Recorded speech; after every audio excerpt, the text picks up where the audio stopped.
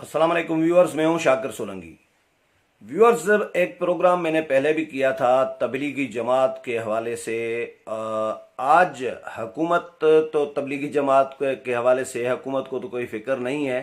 ताहम स्पीकर कौमी असम्बली असद कैसर ने आज एक अच्छा कदम उठाया है कि उन्होंने हुकूमती वज़रा और हुकूमती वजारतों का, हुकूमती ब्यूरोक्रेट्स जो हैं इंतज़ामी, उनको आज बुलाया था। आज इजलास किया था। तबलीगी जमात के लोगों को जो मसाइल दरपेश हैं मुल्क के अंदर और मुल्क के बाहर, जो बाहर के लोग तबलीगी जमात तबलीग के सिलसिले में पाकिस्तान में आए हुए हैं, अंदर मौजूद हैं पाकिस्तान में, उनको वापस भेजना है अपने अपने ममालिक को टेस्ट करने के बाद।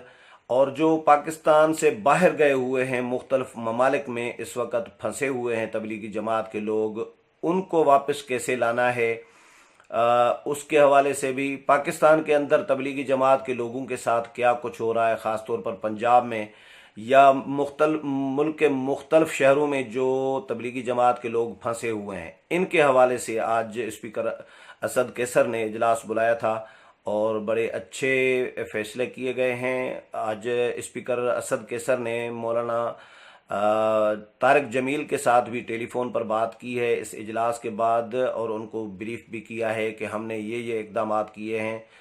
तारिक जमील साहब ने उनका शुक्रिया अदा किया है। तो आज फैसला एक तो ये किया गया है कि आज के इजलास में पहले बताऊं कि कौन कौन शरीक हुए। स्पीकर असद कैसर सदारत कर रहे थे। इसमें शहरयार आफरीदी वफाकी वज़ीर हैं, इनको बुलाया गया था, वो भी शरीक हुए। वज़ीर दाखिला जो हैं एजाज शाह, वो शरीक हुए। वज़ीर मजहबी उमूर नूरुल हक कादरी शरीक हुए। वजारत खारजा सेक्रेटरी खारजा वो शरीक हुए। और इन वजारतों समेत मुख्तलिफ जो मुतल्लिका वजारतें हैं, उनके आला हुक्काम जो है, ब्यूरोक्रेट्स जो हैं, आला अफसरान, वो भी शरीक हुए। इसमें इन जो मैंने नुकात बताए हैं इनका जायज़ा लिया गया। और इसमें ये अच्छा काम किया गया कि रायविंड मरकज़ से तबलीगी जमात के जो शुरा के मेंबरान हैं उनको वीडियो लिंक पर लिया गया था। उनसे उनके मसाइल, उनके रिजर्वेशन, और जो तबलीगी जमात के जो जितने भी मसाइल हैं मुल्क के अंदर या मुल्क से बाहर जमातों को, उनको जो दरपेश मसाइल हैं उन पर ब्रीफिंग ली गई। तबलीगी जमात के लोगों ने ये ब्रीफिंग दी स्पीकर असद कैसर और इस इजलास को कि एक तो 1500 लोग ऐसे हैं, मुबल्लिगीन ऐसे हैं जो पाकिस्तान में मौजूद हैं, जो फॉरेनर्स हैं, 1500 के करीब हैं। वो दुनिया के मुख्तलिफ ममालिक से बिलोंग करते हैं, वो पाकिस्तान में फंसे हुए हैं। उनको बाहर वापस अपने अपने ममालिक को कैसे भेजना है।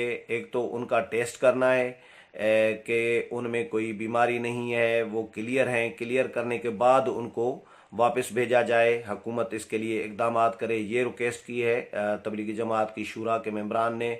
दूसरा ये भी बताया गया कि 500 तकरीबन हमारे पाकिस्तानी जो ऐसे हैं जो दुनिया के मुख्तलिफ ममालिक में फंसे हुए हैं इस वक्त, और उनको भी वतन वापस लाना है। उनको भी क्लियर करने के बाद, वहाँ से भी क्लियर करने के बाद यहाँ पर लाना है। फिर यहाँ पर एयरपोर्ट पे आए तो अगर किसी में मसला है तो वो टेस्ट किया जाए, क्वारंटाइन करना है, किस तरह करना है, कहाँ करना है, क्या करना है, और उनको ट्रीट अच्छे तरीके से किया जाना चाहिए। तो ये मसला, बड़ा मसला ये है।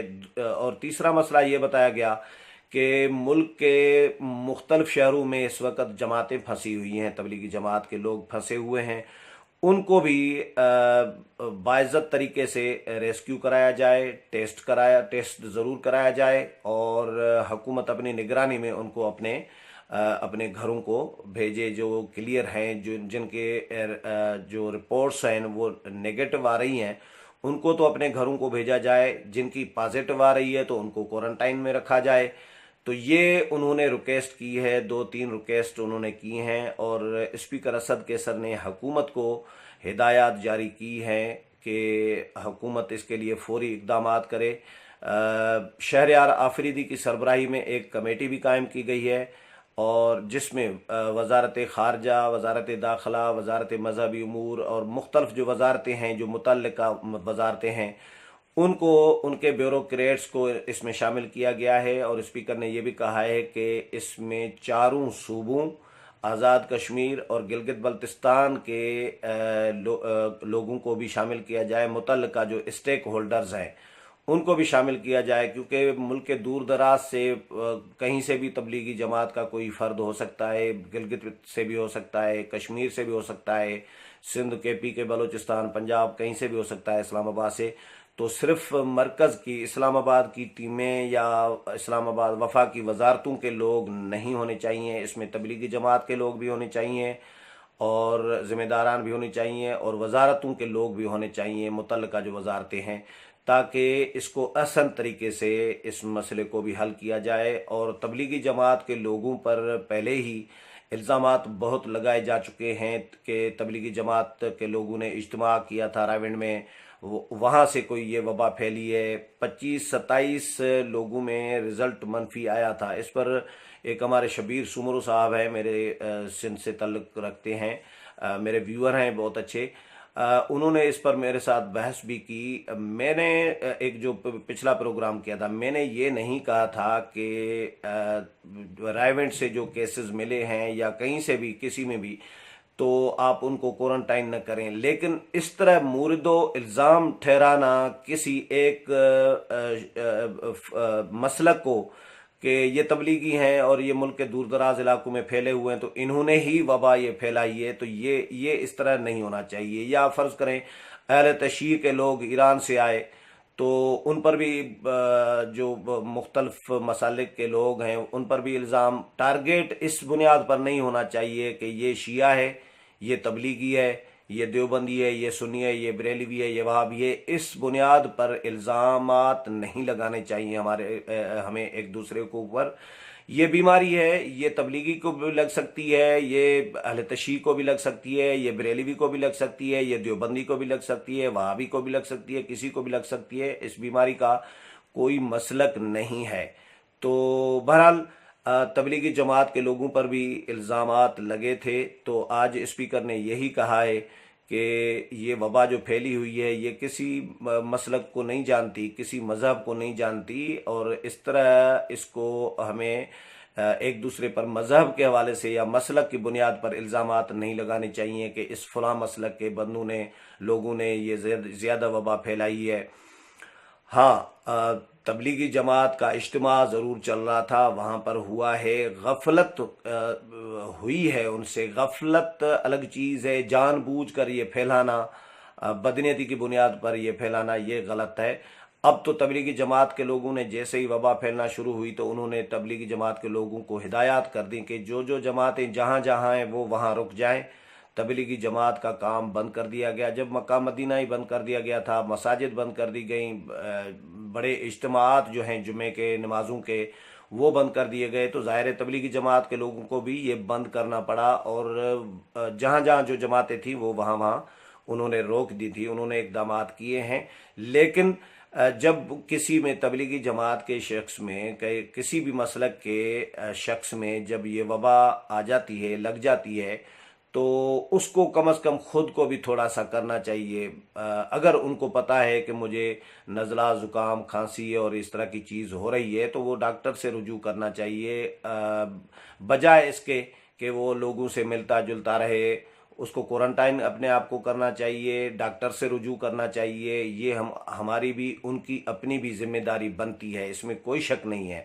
तो गफलत, कोताहियाँ हुई हैं, लेकिन अब हैं तो वो शहरी हमारे, तो उनको भी उसी तरह शहरियों की तरह ट्रीट करना है। मुजरिमों की तरह तो ट्रीट नहीं करेंगे ना किसी को भी, किसी पेशेंट को। तो पेशेंट को बतौर पेशेंट ट्रीट करना चाहिए, न कि मसलक और मज़हब की बुनियाद पर उसको आप या कोई भी ट्रीट करे। तो आज स्पीकर ने यही कहा है कि इनको मसलक और मज़हब से हटकर तमाम शहरियों को बराबर की बुनियाद पर ट्रीट करना चाहिए। और अगर किसी में ये वबा है, किसी का टेस्ट पॉजिटिव आया है, तो उसको क्वारंटाइन किया जाए और बाइज़्ज़त तरीके से उसको ट्रीटमेंट दिया जाए। किसी को मसलक की बुनियाद पर टारगेट जो है नहीं करना चाहिए। ये स्पीकर ने आज हिदायत की है और हुकूमत को हिदायत की है। इस कमेटी को, जो कमेटी शहरयार आफरीदी की सरबराही में कायम की गई है, उसको ये कहा गया है कि ये कमेटी 24 अप्रैल तक अपनी सिफारिशात दे।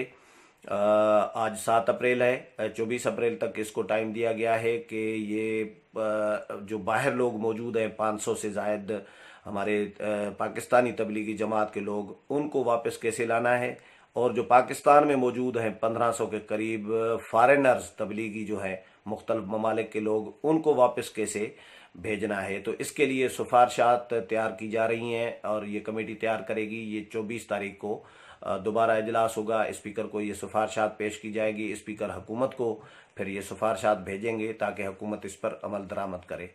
अगले प्रोग्राम में फिर मुलाकात होगी, तब तक इजाज़त चाहता हूँ। अल्लाह हाफिज़।